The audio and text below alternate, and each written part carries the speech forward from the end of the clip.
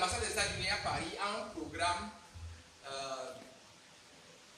ce qu'on appelle les éditions Nouveaux Horizons. Les éditions Nouveaux Horizons, c'est une maison d'édition américaine qui traduit en français des livres, mais vraiment qui travaillent ton mindset.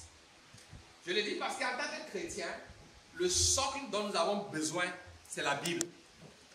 Mais lorsque tu te retrouves dans les négociations sur le commerce international, tu ne donnes pas des versets bibliques. On est d'accord. Tu parles alors un langage leadership que les gens peuvent comprendre. Et les livres Nouveaux Horizons sont des livres qui favorisent ton édification. Ce titre, par exemple, tu vois, c'est quoi? Être en accord avec soi-même. C'est pas tout. Et je vous promets que c'est des livres qui travaillent ma mentalité. Ces livres m'aident à rester tranquille. Celui-ci dit, l'obstacle est le chemin. C'est-à-dire qu'au fond, lorsque tu es en train d'avancer, quel que soit le type d'obstacle que tu rencontres, tu y perçois non pas une opportunité pour être bloqué, mais tu vois que c'est là exactement le chemin par lequel tu dois passer pour que ton témoignage soit encore plus fort. Je vais le partager avec vous. Celui-ci est encore plus fort. Comment conduire le changement? Parce qu'en réalité, ce qui se passe, c'est que notre génération, je l'ai dit, va révolutionner des choses. Nous avons besoin d'aptitude.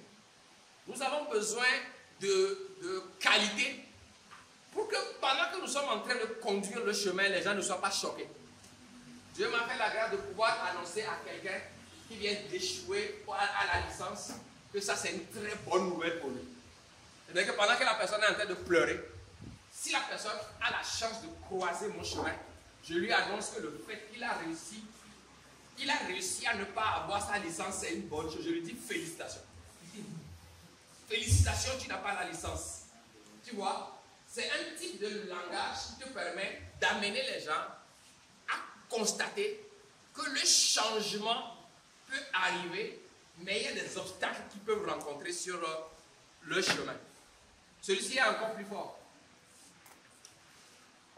Tu sais, dans la vie, que ce soit sur le plan professionnel, sur le plan personnel, tu rencontres des gens simplement difficiles, des gens compliqués. Et tu te demandes comment je fais. Il y a des outils pour ça. Comment négocier avec les gens difficiles. Tu vois. Imagine que tu mets la sagesse de David, la sagesse de Salomon, la sagesse de Moïse, la sagesse d'Abraham, à côté de ce que ce livre t'enseigne. Tu es indéboulonnable. Amen. Tu comprends? Yes. Tu es indéboulonnable. Comment réussir une négociation? C'est des livres que je passe tout mon temps à boire. De sorte que je suis debout en toutes circonstances. Il y a un dernier. Comment dire non? La Bible dit que c'est la bénédiction de l'Éternel qui enrichit. Et elle n'est suivie d'aucun chagrin. Donc à partir de ce moment, en fait c'est lui qui pense qu'il est dans une position pour te mettre dans une grande position. Si seulement il savait que face au grand plan que Dieu a pour toi, lui il est trop petit, il ne va pas te faire des propositions bizarres comme ça. Maintenant que tu veux lui dire non, il y a une technique pour lui dire non. Savoir refuser sans offenser. Tu dis non, et la personne n'est pas offensée. Ce type d'outil-là, j'en ai minimum 300 avec des thématiques comme ça. Je le partage parce que j'espère que le leader Yaira et les autres, sur cette thématique-là, moi je suis dispo pour travailler toute une journée pour que nous ayons un plan d'action. Faire en sorte que la peur disparaisse pour laisser place à l'audace. Quelle stratégie? Quel type de formation nous donnons? À combien de personnes? Comment nous les sélectionnons?